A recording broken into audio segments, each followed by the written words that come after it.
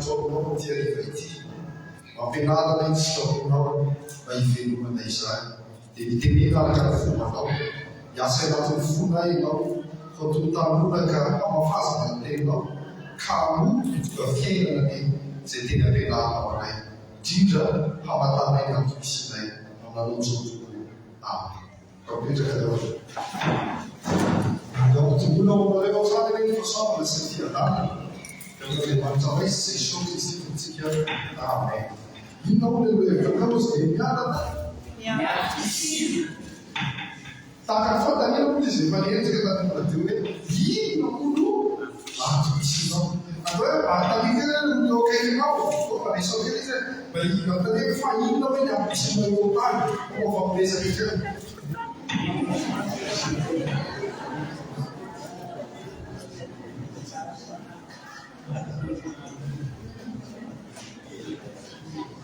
Mas então aí na carne, para cima das visas,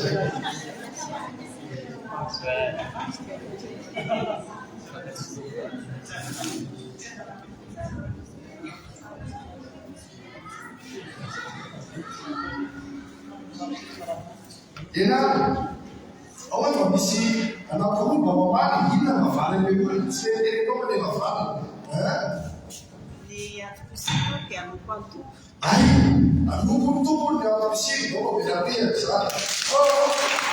Olha isso, já tem não. As abatas vai ser forçado sobre isso, né? E é possível.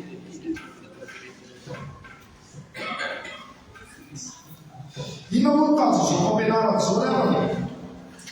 Mis fantalina ruva, ni tsiki, de tapto no combinar, fantalina volua ali, ela bate onde esse? Famanina não diz. Tem que lembrar, tá cansado, não é? Famanina não sabe isso. De usando fantalina volua, famanina não diz. Di fantalina falo, sempre dice che ti fronte deve arriva là antuci. Famanina bis ina là antuci. Sabatare come la verde che ti fantalina volua deve onde seu? Famanina bis. Sabatare come ti era zecchi. Ma tu ho presente che te la fantasia di fisici, di antuci. Vezi că fata din am dat asta tot de dar mi-a să normal de loc. Din care am pus în surmasul. Da? Vai ter que dizer, olha, isso tinha que ser surmasul, dizer para mim. Nossa. Pai, ele am pus în surmasul. Ana, aí do bebê, cucu. Ele am pus de acasă. Banananianas. Sehingga macam semuanya Falauna na niena, kalau ada sesuatu yang tidak mantap, siu beli sosa sama. Banananianas. Ini ada musim mikro. Anak fala mafisa meu. Hana mafisa na feu. Ada yang bisa tak kaya waktu tahu katsmisi antuisi itu.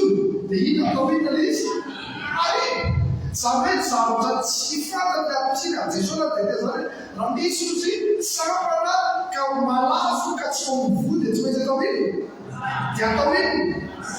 Sampai kita sahabat sebenar macam antuisi itu macam tahu ini. Family kan dulu ferenya, ferenya kalau tak fast ferenya tak saya antuisi. Semua capai não deixou de abrir, tá com as fotos, né? Aku ini sosial, sisilah nasi baru tahu, lewat ini. Nula mati aku tidak sah, tapi nula vele total, fascinnya yang tu isi. Aku saya kemarin sedang pada itu family tahu isi. Volua lama pesau, ni sausage. E não é como eu não está exatamente no meu caminho, ainda não fala. Fala volua pessoal, missas, só que mas tem que casar fala tão prima de disso. inona va diso raha teny izy hoe nisy satria inona fisitreo tany paraxidon raha diso tsika moa dia paraxidon dia voka tamin'ny mamanay dia tsy maintsy nisy diso diso koa raha hoe nisy ao fa farazana fotsiny misy taka dia vatanakoso dia tsy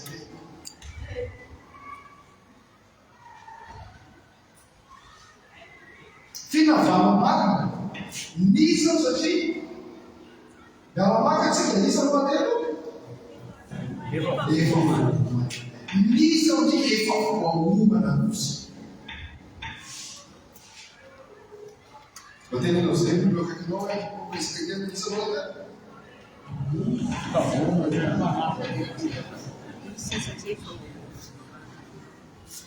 tsy tonga tonga ho azy zany fisinao fa mateno nisy dia efa voomana zao tsika maky an'io salamo son 39 13 hatramin'ny 17 divatsitsika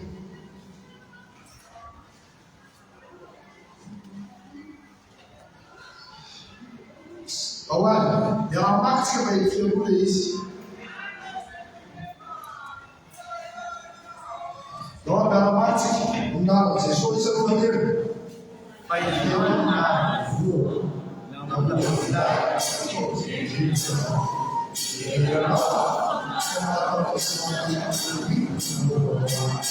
mahagaga isa ary fantatry marinazy i Davida mpanao salamo dia miteny hoe i Andriamanitra mahary voany Andriamanitra manova vola azy tokidreny dia vokatrizay noho izy hoe ideranao Andriamanitra fa mahatahotra sy mahatahotra nanaovanao izy zany dia tonga anao fideranan'Andriamanitra tamin'ny nanaovan'Andriamanitra azy fa mahatahotra sy mahatahotra izy ary tsy vitanjany fa mahagaga ny asanao afatotry fanaiko maromaro zany mafiry amintsika hoe toy mijery fitaratra dia tena mideranao Andriamanitra fa mahatahotra sy mahatahotra ny nanaovanao azy mahagaga ny asanao fa mahagaga ny belabe tsy mba vakomitena tsy mba tonga mihitsy hoe mahatahotra ny nanaovanao azy fa izy tsy talanjo mitena ny olona mahia ny olona matavy ny olona fohy ny olona lavabe za zao dia olona kena dona amin'arindrina foana le misy tolava olay dia dona foana rehefa mandeha taxi kosa dia mijano misy rehefa rehefa dia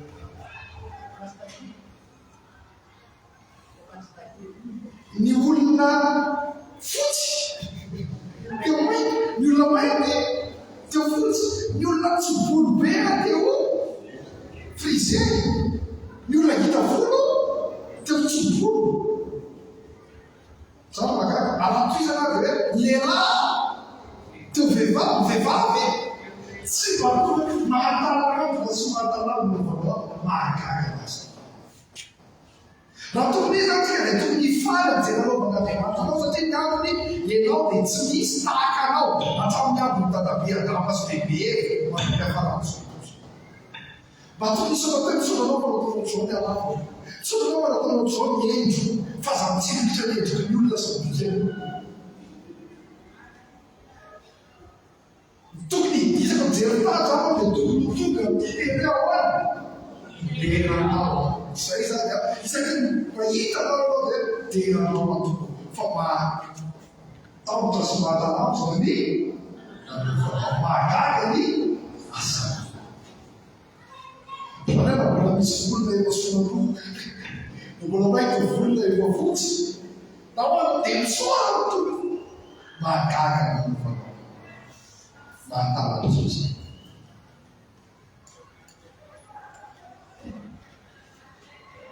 satria ny antony ahitsika tsara mivarapaky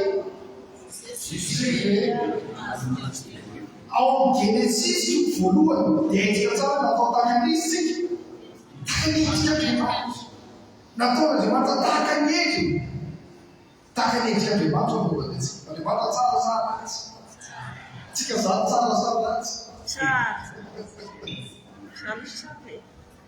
Ka tavela sa tena dia ratsy mihitsy aty. Fa Andriamanitra tsara nanao antsika sady manaony sady itsika ilay natao. Na ny andro aza mitsaho fa tsy misy andro ratsy sady. Fa ny andro rehetra na mavo, na masoandro, na manora dia tsara foana izay. Kanefa zao raha tenena ratsy ny andro tsisy ratsy, izay ataon'Andriamanitra dia tsara. Ilayntsika ilay miora dia tsara izy sady manao tsara. Misy zany zao mety heveritsika koa izay teny Jôba zay tsy soa ihany. Ilayntsika zandrimanitra izay mety heveritsika olombelona hoe ratsy kanefa tsara. Mbola tsy Andriamanitra izay zavatra verana tsara veritsika. Azay mahatonga Davida teo hoe hideranao aho satria ianao namona vola-taisy tao kilondreny. Hideranao fa mahatahotra sy mahatalava vaovao mahagaga ny asanao ary fantatro ny fanahy maromaro izay. Dia mba teneno indray amin'ny volantekinao zao fampiany mahagaga sy mahatalava ny von'Andriamanitra. Tsara nanaovan'Andriamanitra. Miavaka nanaovan'Andriamanitra. Dia mba tokony faly amin'inona zany? Amin'ny tena. Fa na ina rehefa tena ianao tena tena ratsy mihitsy, dia ina zany mazay efa ratsy. Andriamanitra ilay nanao anao. Zaho mampitanora an'ity zao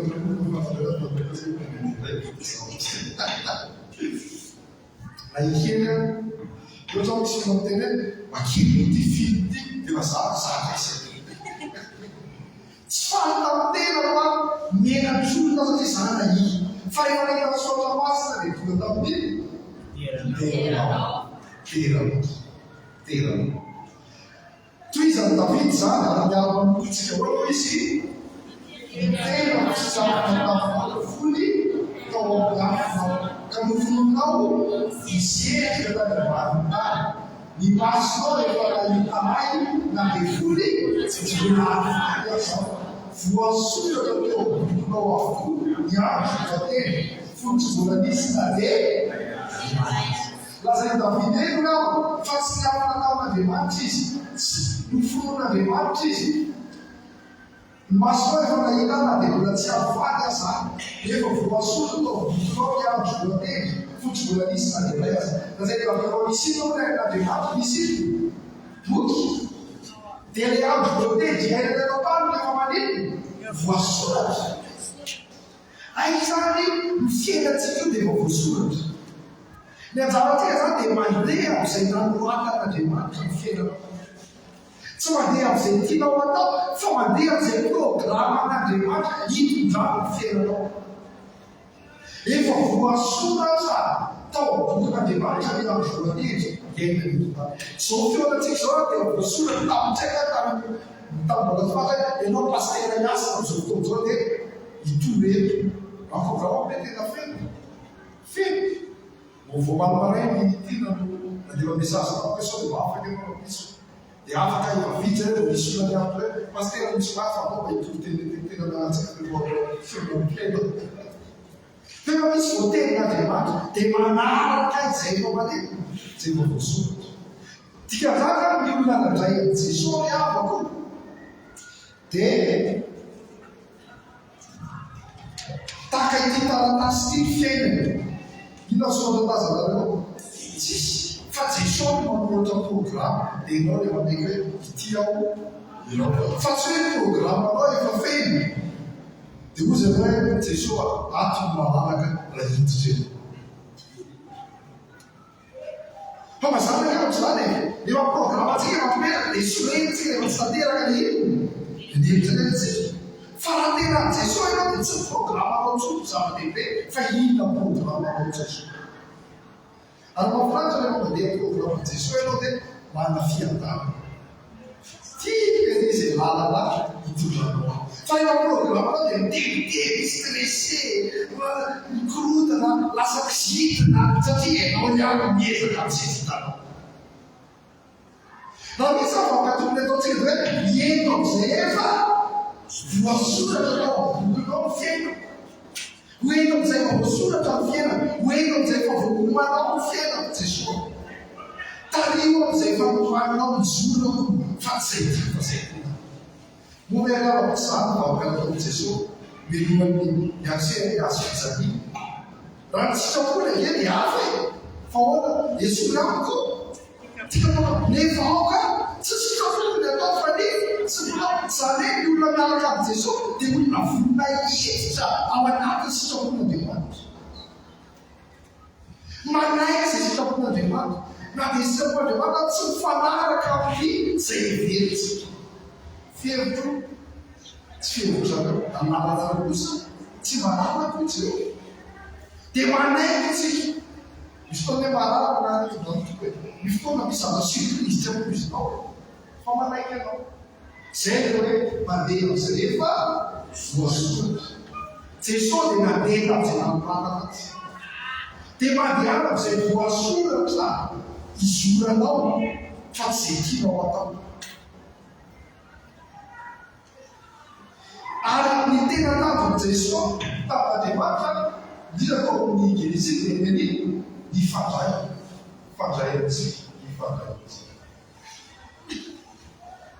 Zany hoe tsy afaka handeha amin'izay nanoratana ny fiainanao raha tsy manana ino fifandraisana amin'Andriamanitra. No mahafaty ny sitrapontsika zany dia ny firaisana amin'ny Tompo no mahatonga antsika manaiky handeha amin'izay tany amin'ny fiainantsika. Ny fotoana ianao mahatsiaro maina mihitsy rehefa tsy ampifaisana amin'ny Tompo. Fa maina izany fiainao izany. Mahatsiaro maina. Sarotra anao ny anao sitrapon'Andriamanitra rehefa tsara fifandraisana amin'Andriamanitra ianao.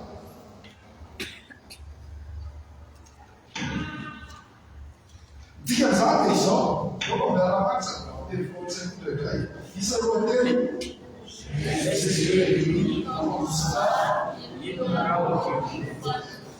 tena ekeo Andriamanitra no hanoratra tantaranao. Izy no mitondro, dia izy no manoratra tantaranao. Dia rehefa tantaranao zany dia tsy hainao ny hitan'olona fa izy ilay mitariky anao Andriamanitra. Laisse Dieu écrire ton histoire. Alors izy manoratra tantaranao dia ianao mandeha any amin'izay nanoratany azy.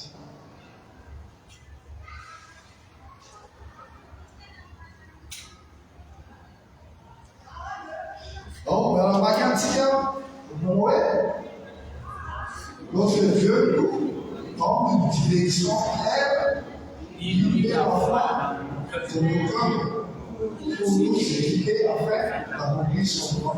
Rehefa Andriamanitra mitady anao amin'ny lalana mazava dia tena hoe mamerika antsika amin'ny finoana izy ao anatin'ny fontsika dia izy no manome équipe mba hahatonga ny planina ny fiainantsika mba hahatongavana ny plan. Dia eo azy ny direction.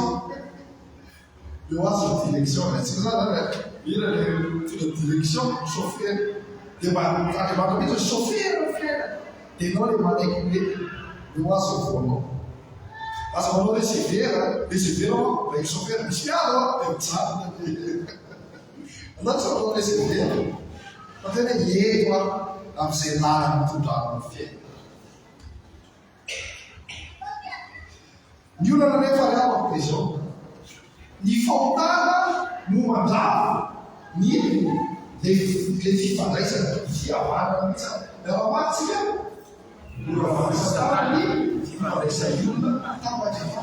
Satana mandrava rehefa tsy nakatolan'Andriamanitra dia tapaka ny fifandraisana.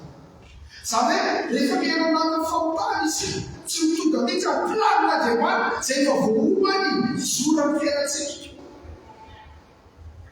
Raha mbola ny fahotana no manjaka ny fiainantsika, tsy afaka hitanitra izy somanty rehefa fahotana reo hevitra mampisaraka anareo. Tsy afaka hitanitra ianao ny Tompo raha mbola miotana manjaka ao anatinao. Ka tsy tonga amin'izay planina tiany tondrana ny fiainana.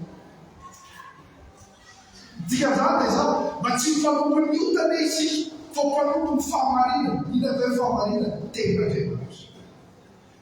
Izay le somamasina Jona 17:17 mba masinanay amin'ny fanoteninao fahamarinana. ho mpanompono fahamarinana handeha tsy aina ny fahamasinana. Fa Satana tia andrama ny fifandraisana amin'Andriamanitra. Ary fikazana izao manana fahavalona amin'ny fifandraisantsika amin'Andriamanitra. Ohatry hoe miaramafaty tsy misy anao tena.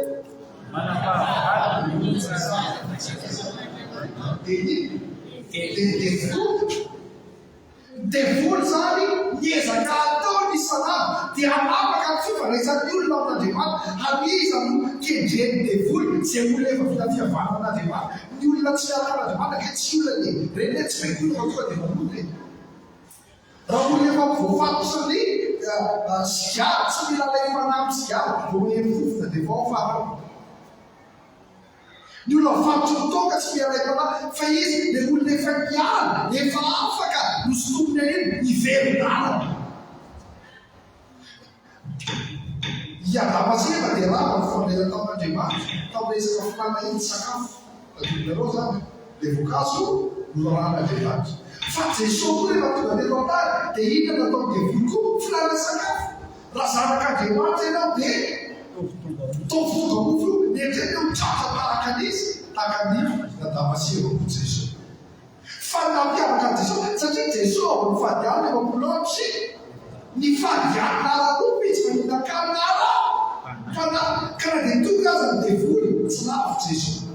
Zany hoe mila tsara fifandraisana amin'Andriamanitra ny amiko dia amosira ny devoly. Zany tsy akao mamanekena Andriamanitra dia adososana. Ina moa dikany hoe devoly miarapakitsy ina dikany hoe devoly eto ambany diavana diabolosy ina dikany division mpampisarana mpampisarana. Ny asan'ny devoly zany dia io division mpampisaraka na mpampisaraka. Zany hoe mampisaraka ny fifandraisan'ny olona amin'Andriamanitra zany ny tanjona.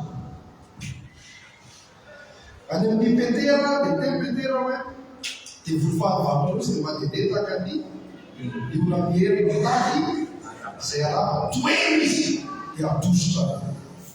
Ny fisehoany tsy tahaka ny fisehoan'ny liona. Mahita ny olona le tonga dia madoso. Tahaka ny fisehoan'ny liona ny fisehoan'ny devoly. Fa izy miseho tahaka ny filany.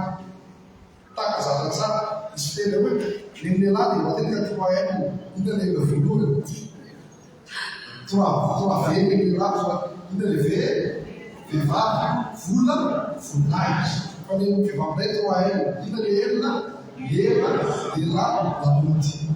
Efa tsy hoarina zao dia eto hoe tsy hitakabitra mihitsy hoe fipierie. Ano dia iaho tena tratra fatimanaty ny tsosa zany. Amina filany amin'ny endrika filany devoly mpampisary. Rehefa tanasaraka amin'Andriamanitra nefa ny olona dia tsy mahalala ny tsofon'Andriamanitra. Maty ny fiainan'ny olona rehefa tsy misy fihavanana amin'Andriamanitra. Maty ny fiainana. Tsy fakatavana zany aho dia mampisaraka ny olona misy amin'Andriamanitra. Ka tsy ezaka ataontsika ny fihavanana amin'Andriamanitra. Fa rehefa tsy mankatolona dia lasa anatin'ny ody. Ary dikany hoe ody dia lasa anatin'ny fahafatesana, fahaverezana. Fahotanareo osy matany lehitrao amin'sakareo fa fahafatesana no tamin'ny ody. Rehefa manolona zany ny olona reo dia fahafatesana no miandry azy. Fahaverezana. Ny fianarana tsy mahatafita ny danitra. Fanaovana asa soa tsy mahatafita ny danitra. Ny fomba mpivavahana tsy mahatafita ny danitra. Tsy maintsy hoe anao asa soa sao dia mavonjy tsy asantsika ny amarianantsika amin'Andriamanitra. Tsy hoe mandeha vavaka isan-kalany sao dia mavonjy ary tsy nividiranay bekoana ao mavonjy.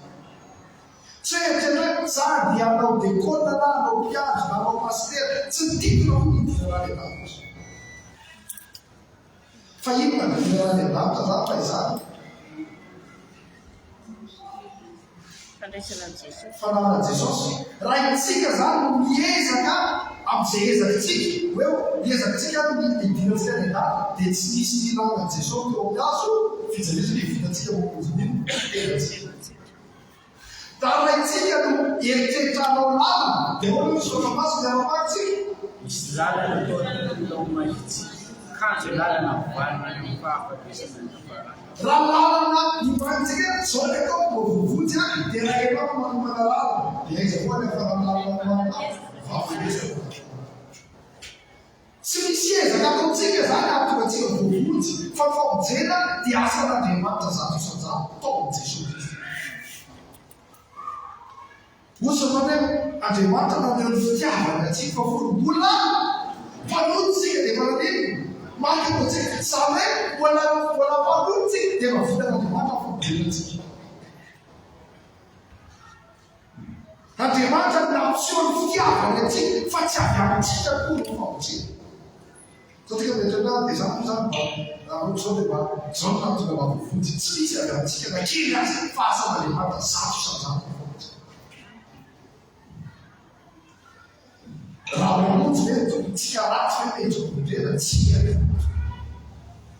fa tiantsika izy.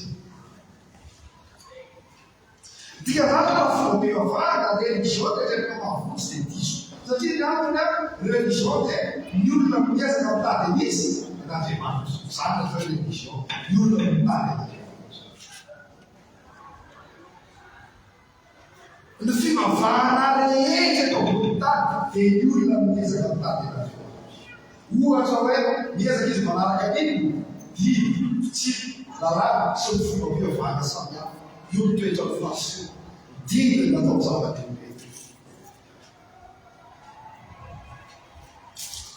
Fa ny kristiana dia mifanolotra amin'izay tia Andriamanitra dia tia ny olona dia Andriamanitra midina. Fa tonga zava-kolozany mihatsy izy midina. Jesosy hoe tsy anareo mividy hafa matoa ianao zany nanay dia izy midina amin'Andriamanitra fa tsy ianao koa miakatra.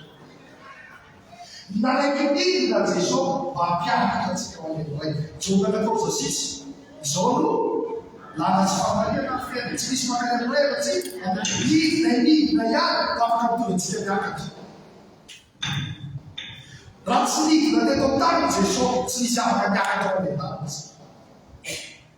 Midina hatramin'ny fiainana tsy diso fa rehefa amin'iny dia nandresy iny fahafatesana dia avy izy miakatra dia ozy dia anjely miakatra iny Jesosy tazanareo iny dia mbola ivery handray anareo angamba zay ny ampianaitsika io le fiverena dia hiakatra anaraka azy azy. Zany hoe mahatongatsika sainy ny zavatra ambony fa tsy zavatra ny tiatany. Isika kristiana dia miakatra ihany dia toetrika zay tena mamentsika miakatra. Efa tokotry fotoana io avako. Anengo ny trompetra dia izay mino rehetra dia hiara-nino hiakatra itsena Jesosy eny amin'ny ao an-danitra. Novely zany anenetsika ity tsisy akoatr'izay.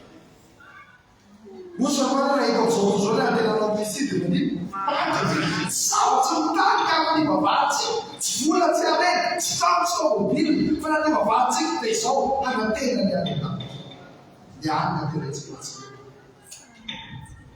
Ka ny kristiana zany dia Jesosy midina. Zay izy ahoana Jesosy zao sady anarany bebe.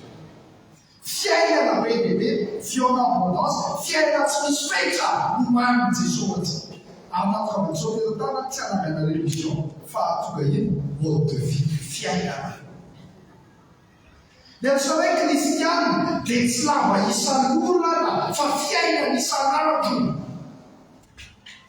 Raha inaty-bisy ianao ahoana ny alalan'ilay kristiana ianao. Toana be ny embouteillage menimenina ny olona dia anao hoe manapotsoka dia tsy molo ty embouteillage dia ina mampitovy anao tsy kristiana.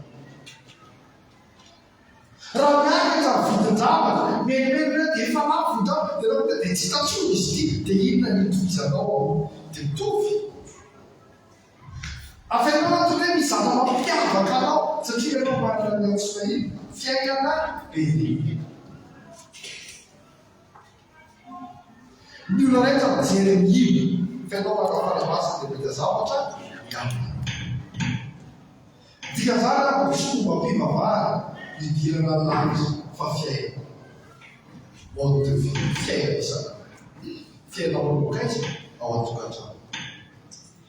Dia inona zany mahatonga amin'ny vavovody na tsy ezakitsika zany mahavavody, dia inona mahavavody? Dia hoe raha tamakinao soramasina eo amin'ny vonoana tsy avy amin'ireo zany fa tsy avy amin'ny asa atao izy. Inona mahatonga vavody? Fahasoavana grasy.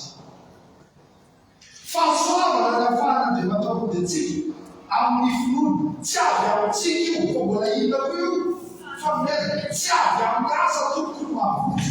Diso ianao rehetraretra zany tompo dia mpamonjy foana isaka zoma tsy famojera isaka zoma tompoko no mahavody eo. Diso zany tsy asa no mahavody fa famojera no miteraka asa. Raha vaky zany hoe ny famojera no miteraka asa fa tsy ny asa no miteraka famojera.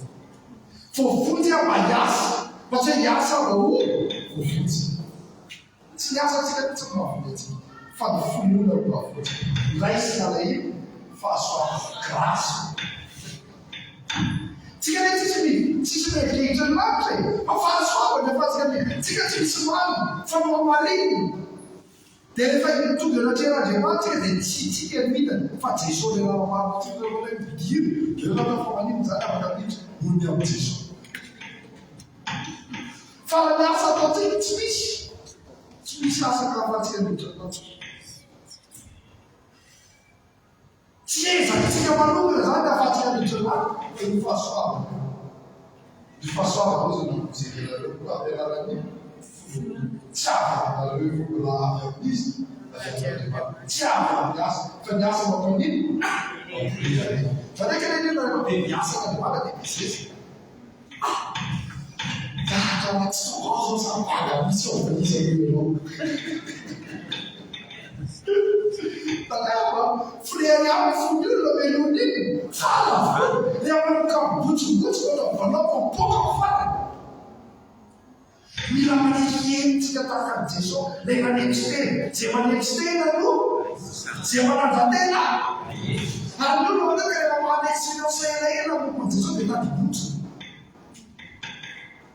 Fa manentsy ny tena mandrakariva fa mitoepotsika zany hoe zina moa Jesosy miasa manke vita na tsisy anazy. So hoe tsy vita na zany tokoa tsika moasika asa vita. Izy Andriamanitra fa zara aza novidiany iara-iasa ka zamoreare mihitsy ka evitena ho zavatra miasa ozy tsy avy amin'ny asa fa misy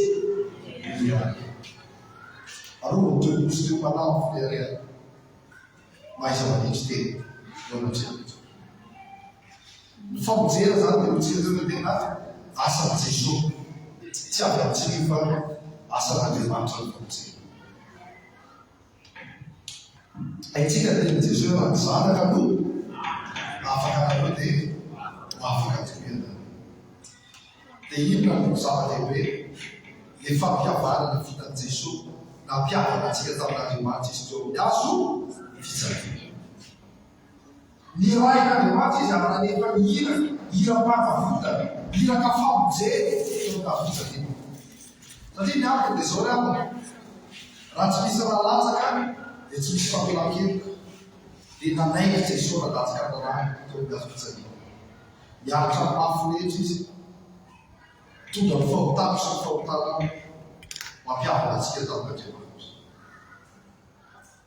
Isolo natokana fanatitra indray mandeha monja io vita Jesosy teo amin'ny azo fijaliana io no manamarina antsika eo anatrehana.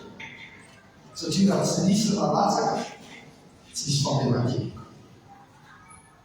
Tsy voavelany antsika raha tsy latsaka zao ny fahatanina mipetraka dia mafomba ray anao dia vahina vavaka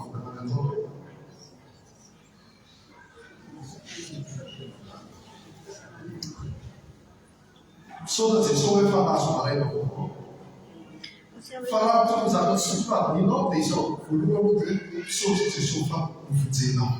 Tonga izay no voalohany. Zay no atao zao izay ataonareo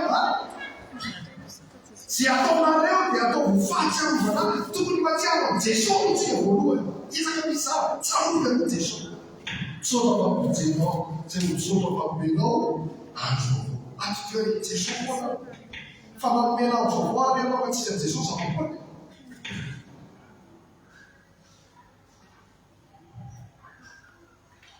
Ao Jesosy zany mivo ny fiainantsika. Izy mivo.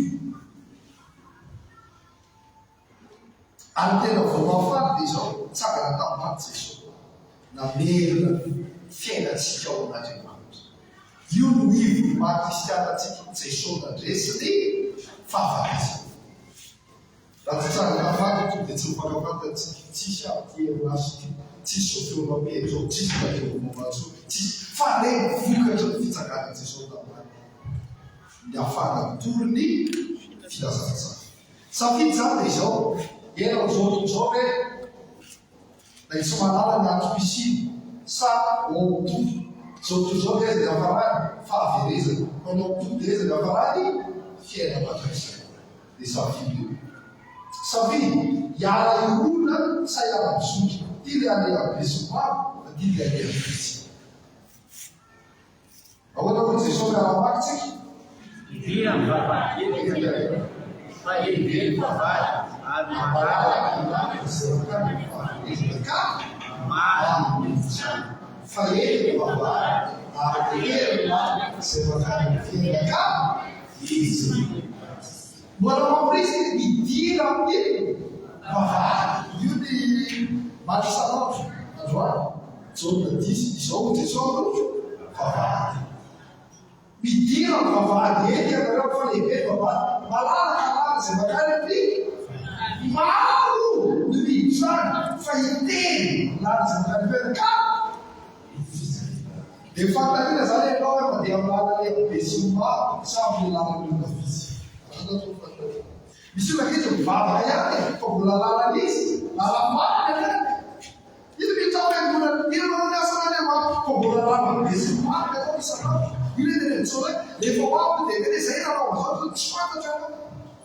Satria izy manao ny asan'Andriamanitra fa ny fiainany tsy tena olon'Andriamanitra. Midira amin'ny lalana teny. Tsy zao tsy dia lalana eto. Tsy hoe sûr que j'ai c'est équipe fa c'est dit. Ao ka sitraponao natao fiaina. Dia izay raha miasa Jesosy. Ilay mamelona ny fifalaizan-kanto ka ny olona raha mifibebahana. Olo tompo tsy avy amin'ny somary fa mpamonta ba be. Ny fibebahana raha miteny tao voalohany amin'ny fiainana kristiana. Tsy maintsy nadaminy fibebahana. Na ohatra hoe mitodika tamin'ny fiainan'ny olona hatramin'izay ny hoe bebe dia natao mitodika fo dia mivavaka izay ny atao hoe bebe. Tena ilay efa lasany lasa fiainana. Tsy hoe izy io ao ndray andro no tsy mivavabelona. Pastera miova ny fiainana. Mifaly ny pastera. Fa ahoana lalaka? Taloha pastera malany ziarany makely isanandro. Fa zao pastera efa makelikely sisa rodia sisa lany izany. Io pastera hoe tsy mitovy baibolitsika. Baibolinay ozy pastera mampianatra hoe na misy lodisy tonga ino olombakozy efa lasany fa tsy hoe efa niaina ny zava-tanana. Tsy hoe efa niaina fa efa lasa. Io davao mampiana zany tandeha sao ampitatena efa niaina kosa moa dia tsy hoe efa niaina efa lasa. Dikany efa lasa efa nahafoy. Zay hoe fibebahana natao inona ilay izy afoinao zana ary tena nahafoy ilay fiaina mahontany. Fa tandeha malaina tobony legioma. Ny zarak'izay ny ala tao legioma fa ny folo mbola taiza mbola tao legioma. Isaka misy olona anao tao legioma. Misy olona zany miala tamin'io fa ny folo nefa mbola mahatsiaritsy amin'ny manimanitra. Fa rehefa amin'izay Kristy dia nafoy ny zavatra hoe nafoy izany. Ozy toa hoe ranomasonao tsy dianao dia datra dia atao ino? Ratananao dia atao ino? Malalaka izany. Fa misy zavatra tsy maintsy afoy raha miaraka amin'ny Jesosy. Fa tsy afaka miaraka amin'ny fiainana manka Jesosy koa tsy afaka miaraka. Fa dia sao sarotsaroana hoe ka io fahalehibe. Ka io ne ho fare sì, revo uno, quindi uno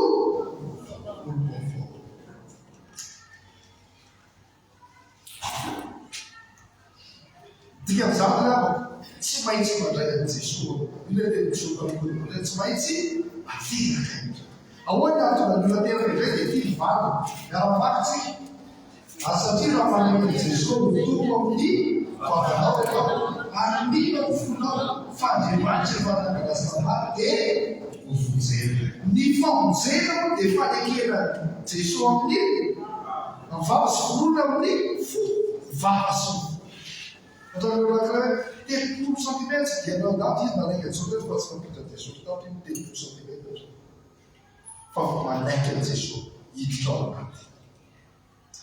Dia ahoana moa Jesosy hidro efa mitsanga ny varavara ina ataonao raha misy ny feo atao amin'ny varavara dia hiditra ao amin'ny akala dia raha fisakafo amin'any izy.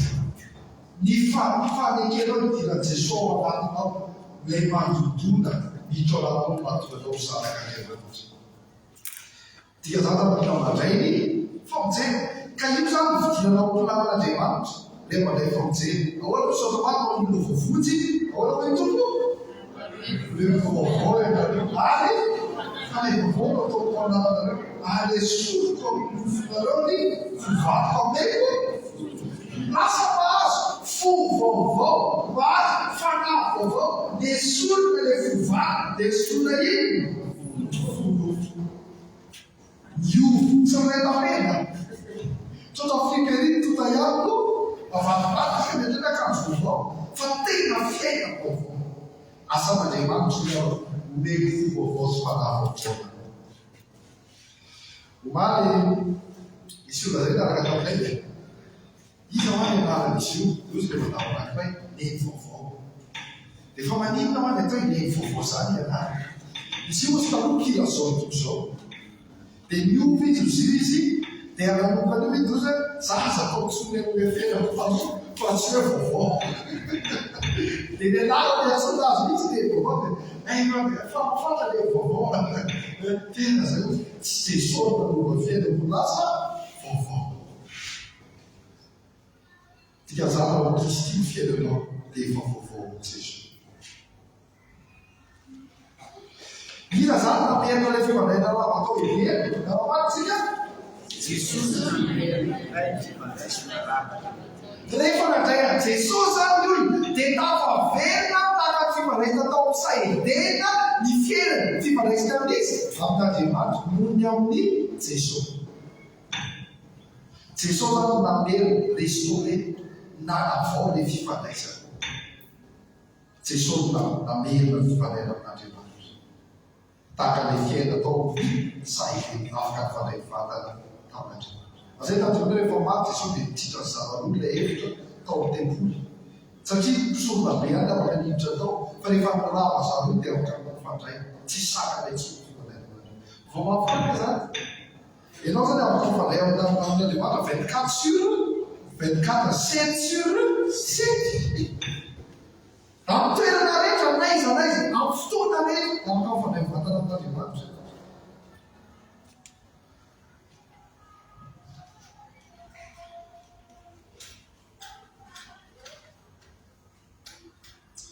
Ka ny ahafahantsika zany mahafantatra ny amitsitsika dia ao amin'ny Jesosy. Zao na Jesosy atramasina manohitsika miara-mantsika Andriamanitra isika izy nahaitsika navaray Kristy Jesosy mba hampao asa tsara izay efa manino voaman'Andriamanitra rahateo nitosaitsika amin'ny fiainana. Atikany dia Andriamanitra moa nefa Andriamanitra fahasaran'Andriamanitra izy nafaraitsika tamin'ny Jesosy mba hanampiasa tsara voaoman'Andriamanitra. Aiza ny amitsika fa manino nefa voaomana izay nitosaitsika ao amin'izy ao amin'ny Kristy Jesosy. Episode 2:10 efa voaomana zany amitsika tao tany efa voaoman'Andriamanitra. Efa voaomana tika zany miara-mantsika Encontrar eu sei que raha atao teny gasy hoe ny fizinao dia miaraka amin'izay mahazo toerana voalohany ao am-ponao. Inona kay mahazo toerana voalohany ao am-ponao dia izay lasa identitéana izay mahazo toerana voalohany. Raha vola no mahazo toerana voalohany ao am-ponao dia identité anao mitady vola. Raha toka ny identité voalohany ao anatin'ny olona dia miampitsiny iny sotrotao. Izay mameno ao ambony olona izay lasa mahizy azy. Ton identité dépendra de ce qui occupe la première place dans ton cœur. Fantaniana menaka zany hoe iza no manana toerana voalohany ao am-ponao. Misy manko ny olona dia olona ilay ohatra hoe vady no tena tiako Andriamanitra. Misy olona mety zavatra misy hoe akoho tiako fa ody ohatrano izy dia rehefa fantaniana aiza dia akoho. Misy olona ny alika mbola tiako ny vady-manjara ny alika tsy mety haiko mandehandeha. Zany aho mahita ilay lampitondran'ireo dia mahatantena voafidy izao fotoana vady-manjara. Misy olona tena mikarakara tsy mety hividana sakafo tsara ny alika tsy mety karakaraina ampandrona sy sisa. Zany hoe misy zavatra fa tena maka toerana mibana izy ao am-polona. Izay mibana ao am-polona mamaritra hoe inona no tena zava-dehibe ao felany. Ho antsika zany raha nampiray an'i Jesosy dia Jesosy no zava-dehibe ka tonga zana kaje. Ahoana no saotra masina miara-mantsika mana fahalalana ho anazy. Izay tsy mino Andriamanitra dia fanavadany azy satria tsy mino fanavarana izay niana-barana n'Andriamanitra ny zanany. Azo zao fanavarana dia hoe ino fanavarana n'Andriamanitra? Izay mino Andriamanitra ary aiza? Izay manana ny zanaka io zany dia manana ny fiainana manan'izany. Izay no toydeo hoe toizana manana zanaka manana fiainana izay tsy manana zanaka Andriamanitra no izany no santako taminareo izay mino ianarany zanaka Andriamanitra. Vao fantareo fa manana fiainana. Tsy hoe anana fa manana teny ankehitriny.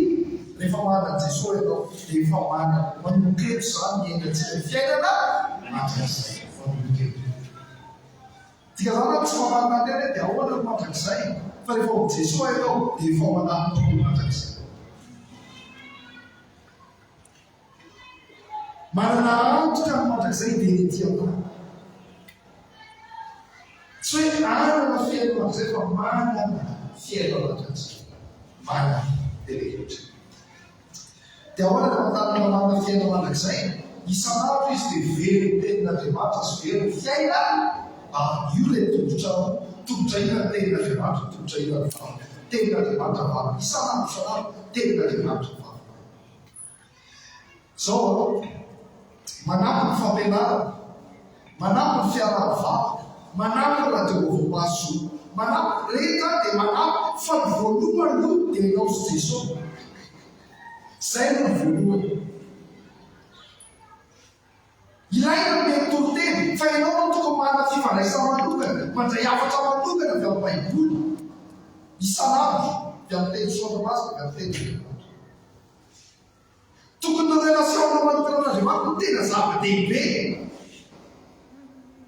Izay hoe teny hoe idio ny efitrano manodidina fa ao no Jesosy no hianokanareo ao amin'ny efitrano manodidina.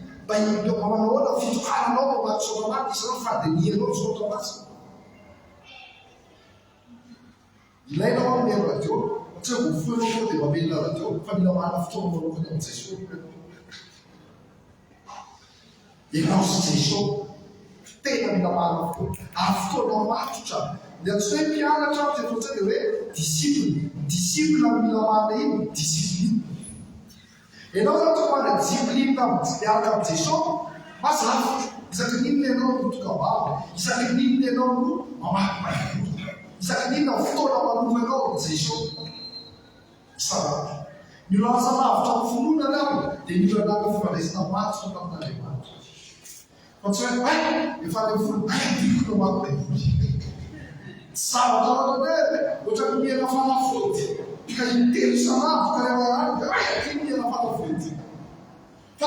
filana lehilahy entaenta mangetaenta an'Andriamanitra mangetaenta ny ten'Andriamanitra fa kitotoy soratra masina mana fotoana tena tenena amaly amin'ity faharoa ty asany amarina azy fa melohan'ny amalama aloha mazava olo reky hoe na tena voarainao tamin'ny tapavolohany raha mamaritsika hoe inona ny ato misy nanino ianao misy teto tany dia resaka hoe tsy farazana tsy faraksidao misy inao fa tena efa ino voalohan'Andriamanitra eo voasoratra ozy eo voalohana visinao mazava kely hoe natao misy ina zavatsapanao resakely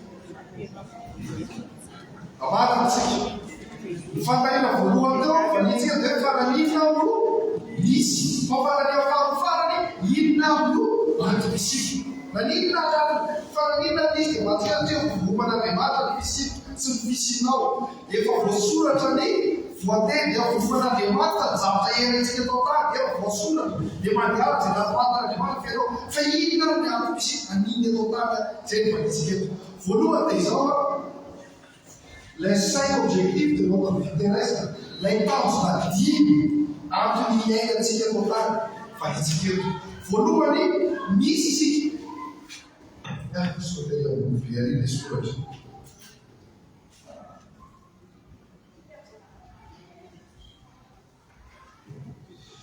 inona ny amintsika voalohany dia mba hanome voninahitra iza Andriamanitra rendre gloire à Dieu zay ny antomisika voalohany ka hoe iteran'Andriamanitra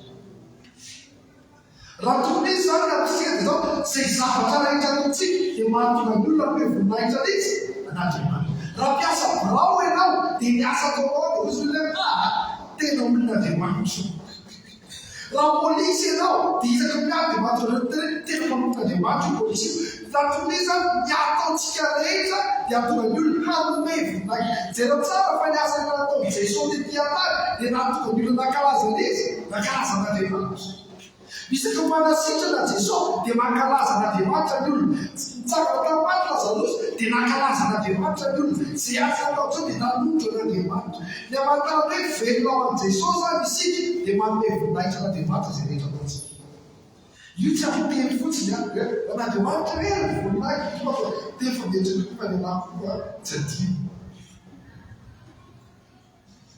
fa zay atao rehetra dia na manandro sakafo azy ianao an-trano ataoko ty fandrahoana sakafo ty no voninay ka teny olona matsiro sakafo ambonao dia averenao an'Andriamanitra ny voninay tena manao zavatra raha mianatra ianao mbola mianatra dia atao voninahitra Andriamanitra fianarana ataonao ny tempontsika zany mamaritra ny zavatra ataontsika ka maneho hoe ho aniza zay zavatra ataontsika matetika rehefa zavatra ataonao ho an'olona dia miteraka fotoana rera raha dia za foana manao an'ity zavatra fa rehefa ataonao an'Andriamanitra ny zavatra hoe lasa mitendra fifahina ao ny zavatra atao an'Andriamanitra koa tsy voatery hitan'ny olona tsy voatery aminao zavatra tsy maintsy hitan'ny olona ho voninahitran'Andriamanitra fideran'Andriamanitra. Da Isaia tamanto avy anty tsika jejery hoe zao mbola novono izao rabarany novelo. Ny atao hoe fiderana raha tsy hoe mihira fotsiny any. Tsika hoe irosao fiderana dia ino? Fa zay ataonao rehetra dia ataonao fideran'Andriamanitra. Velo tsika atao deran'Andriamanitra zay ataontsika. Zao asa famonina ataontsika dia deran'Andriamanitra ny alala fampianarana dia deran'Andriamanitra. Faharoa, ny antony misitsika eto tany dia ity ny hafa emena izao.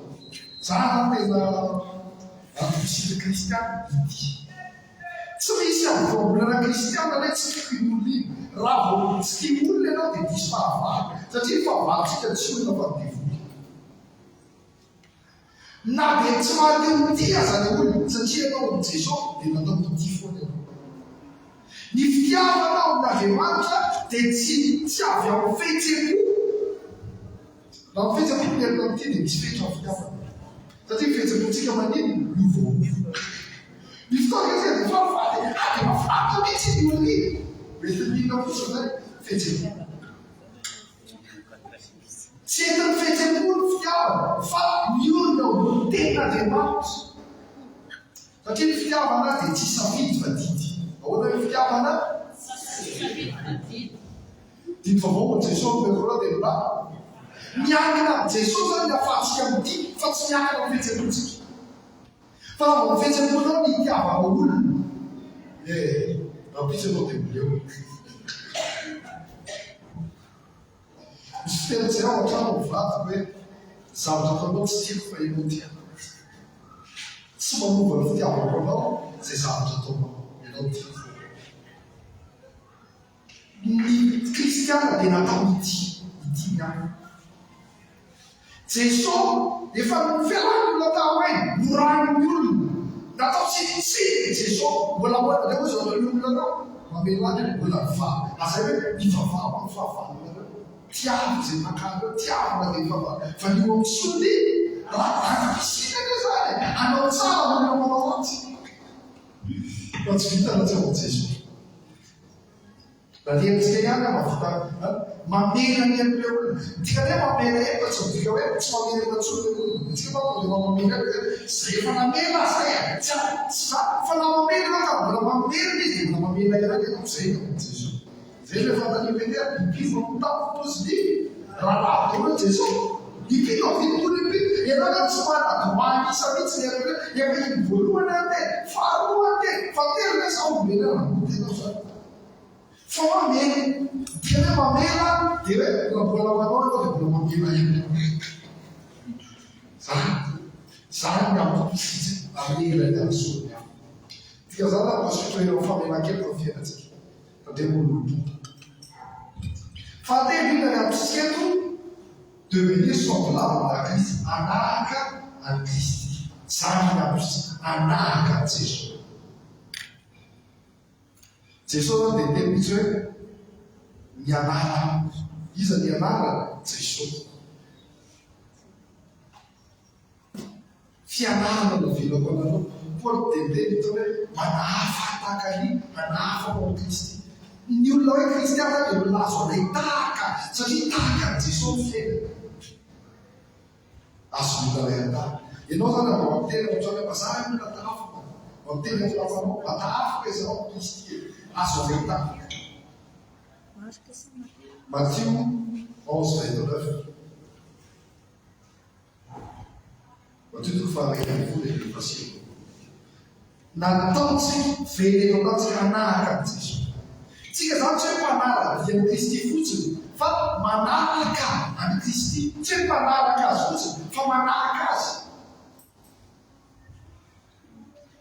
Mahafinaritra misy mihinantsika hoe amboarina Jesosy vao tomanaraka azy. Manaraka Jesosy. Ny fantaniana zany dia zao izy misao raha Jesosy rehetra amin'ny toerana dia inona natao. Rehefa teo anaty tafidrivo, Jesosy hoe mpirapaka tsia. Dia tsy mpirapaka zany dia misy tafidrivotra amin'ny fiainana. Tahaka an'i Jesosy, manahaka an'i Jesosy. Fa efatra, inona ny amitsika servant les autres par le temps. manompo ny hafa mifanomeza pasoava. Rehefa mino ny olona nandray an'izao dia nandray fany masina dia miaraka amin'iny dia nazo fanomeza pasoava. Dia ny fanomeza pasoavana dia natao hampandrosoana ny hafa ny fanomeza pasoava, natao hampandrosoana ny fiangonana tsy ho an'ilay olona fa ho an'ny hafa. Ohatra za zao hoe miarovany fanomeza pasoava mampianatra dia fifaliana mampandroso ny hafa fa tsy ho an'ahy. Zay mahatao an'ilay izy tsy ho an'ilay tompony fa ho an'ny hafa. Zay mahatonga hoe tsy velona ho an'ny tenantsika sy fa velona ho an'ny hafa. Velona amin'ny hafa fanomeza pasoava. I Paoly amanoatra amin'ny fiangonana dia miteny hoe Paoly mpanompo Jesosy Kristy tompon'ny aminareo, koa mpanomponareo. Ilay mitsanga rehetra dia manompo iza marina lehibe zay mipetraka mihitsy dia mitsangana amin'izay firy. Iza lehibe zay mipetraka mihitsy. Za eto dia manompo anareo Kristy, mamaha anareo tsy Jesosy dia fahan'ondro fitsy teny han'ondro.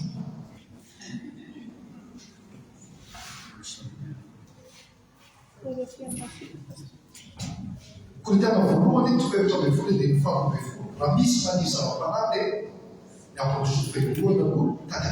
Inona no ampandroso fiangonana? Ny fampiasana ny fanomeza pasoava. Rehefa mampiasa ny fanomeza pasoava anareo dia mandroso ny fiangonana. Tsy volana aho ny mampandroso fiangonana. Zaho moa zao olona ao fiangonana faso lasa volana eny mena anazy. Fa ny zava-dehibe dia ny olona tsary avy ka mampiasa ny fanomeza pasoava.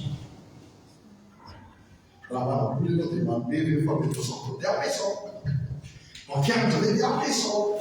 Mandray vahiny hoe mpamoatra anao dia mandray vahiny. Misy hoe tena tiako mandray vahiny. Fa misy olona vao misy vahiny dia mifampambola hoe ovinareo mody. Tsy azo mety ampitombo dépense ray. Fa ny manao fanomeza pasoava mandray vahiny, satsy tena mijanonao aminy. Mijanona aloha izay zavatra ny avoaka tsy afaka. Fa misy ny olona ohatra zao hoe trondro loaka tsy tiako miavahiny dia ampolimo no dia laza mahitsy ny mofany. Efa zao mandeha masotoa mampiatrano vahiny. Fanomeza pasoava. Ary farany ny ankotritsika dia izao. Parle de lui aux autres. Miresaka Kristy amin'ny andro. Iny atsoina mitoriny filazantsara. Itory an' Jesosy amin'ny.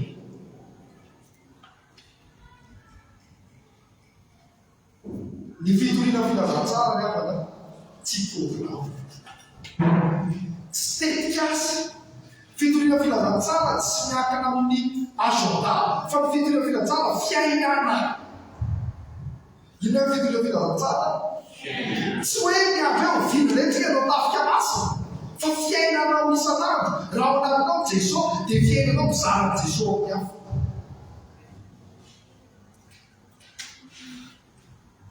Dia zany tsy miavy ao vina rehetra ny tory fa atory venao fa mandram-potory.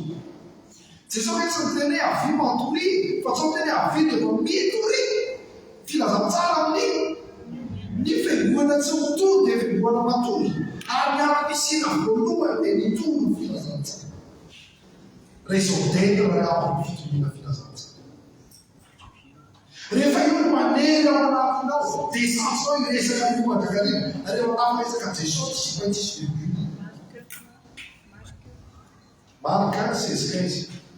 Ilay mandiala dia mitoriny filazantsara amin'ny fantaniana mipetraka anamiko dia izao. Ty zao ny olombelona fa ny ataonao androany.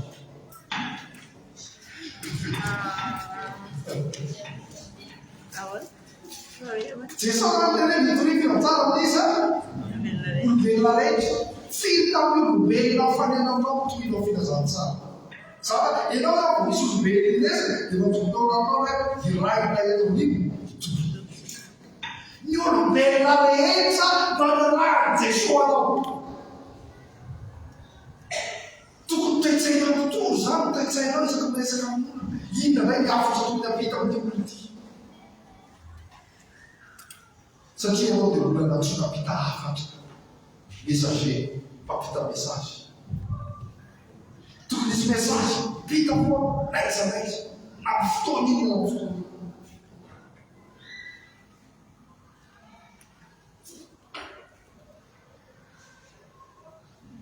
Mitovy filazantsara. vera Jesosy eny aminao anazy raha tsy mitovy fitazantsara toerana. Raha mampiratianao zany dia hita fiverenan'i Jesosy dia mahazotovitovy fitazantsara. Aza miandry ray mianga dia ekipa ito fainao ray dia ataovy. Tsara aho na aleny io na tsy aleza fonona io na tsy fonona tia fa nambola hotela atao fonao ty naiza nambola nareo sarotra. Tao na fiangonana mazoto mandeha mazoto tia fa natao dia toisany. Dia pasteur dia zany ito filazantsara foa vola rehetra atao akainy zay mety. Zay mety. Ozy Paoly tsy ataoko zavatra polondeha mavitany amin'eo dia ny fitoriana tia zany na olona solona mandeko azy tsy manety ho an'ny filazantsara. Zany hoe marotoka maty ny fitoriana filazantsara. Mafika amintsika vonona atao faty azy. Dia tantara kely ny amalanako azy tany fiangonana ray. Vavako zao anaty maray. Izy dia maniditra avy any miaraka amin'ny kabolina, miaraka amin'ny pasy. Tonga izy dia miditra atao amin'ilay fitaovam-pavahana. Dia faina aloha zao ilay pasy natositra dahoany olona atao natositra amin'ilay kôrona miaraka amin'ny misoka. Olona vitsikely zay atao zany atao. Dia ilay sorona ilay kabolina dia tia pasteur. Ireo vononao faty ao Jesosy. Misy amin'izay dia manino mandosotra ireo misy. Raha mafy ilay fanejerana kristiana dia ny atramanay azy vononao faty ao Jesosy. Tahaka salama dia ka afaka kely hitako ny azo ny tsy mivadika ao Jesosy satria tsy mivadika anao. Ka na dia miaiko aza vononao faty ao Jesosy. Inona zany dia saiko objectif de notre vie terrestre ilay antony isina dimy antony avy atsika voalohany velona nipitsika anina voalohany zay zavatra ataontsika zany dia toy ny anodrona izy nanodrona faharoa velona nipitsika tia na dia tsy mahaty azy fahatelo velona nipitsika anaka Kristy isan'andro fa efatra velona nipitsika Andiamo famesa, passou, piazza família, passou, fadiga, veranite, turni, finanças. Tem um lado que se tiver, caseado ao outro, lá está levando. Funde não tinha, a mistura de materiais. Funde não anaca Cristi, funde não a piazza famesa, passou. Se não, mantém funde não turni. Magkakaroon ka ng friends ko na iba ko rin. At hindi ko rin yung iba ko.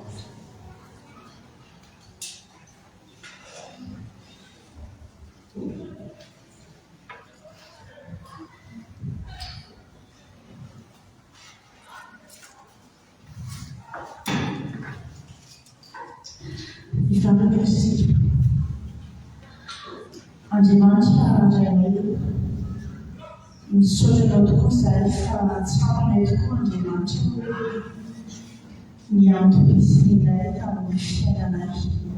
Mahatsara tokoa izay Andriamanitra fa nampianatra anay ianao satria ho ianao izao olona fonoko aizao hanambara ny fiterako. Matoa izay Jesosy fa niasa taminay tsy fene ihany ianao ary ataonay ahoana moa ny fanay raha tsisy koa ny mpampianatra. Misaotra anao izay Andriamanitra fa nampianarinao izay ny antom-pizina teo tamin'izao fianampiana izao. Ary dia misaotra indrindra Andriamanitra satria velona tokoa izay amin'ny voninahitra anao Andriamanitra. Ary velona tokoa izay ity anao Jesosy Kristy. Ary velona tokoa izahay ity ny hafa. Na dia hoe misy ny zavatra lehibe izay mahasosotra mampalahelo atao ny hafa dia velona izay anao izany teninao izany Andriamanitra mahay vaovao izany. Andriamanitra misaotra betsaka indrindra fa tsapanay fa niasa taminay ianao ary niditra tsety ianao tamin'ity androany ity. Ary misaotra koa ny mpampianatra izay nampianatra anay satria ianao nefa nanomana ny teny rehetra tao ambavany izay ampianarana anay tamin'ity androany ity dia ataovy tena mpiaino mpankatotokoa izahay eo anasianao Andriamanitra amin'ny fiainanay manontolo mba tena ity anao sy alevonaitranao Andriamanitra amin'ny fiainanay dia mba hiainanay tokoa ane izany eo anasian'ny fiainanay. Dia raha hisaraketra Jesosy dia ianao nefa nilolanana mba hanomana ny fiarana indrindrindrindra Jesosy ilolanana tokoa ianao hitaritarana anay foana masinao nijerinao masina mba tena hoe hotokosoa ny hotokosan'ilay tsirairay avy zahay. Dia apetako feno eo tena tananao izao fotoana izao amin'ny anaran'i Jesosy Kristy no alefako ny vavaka misaotra anay. Amen.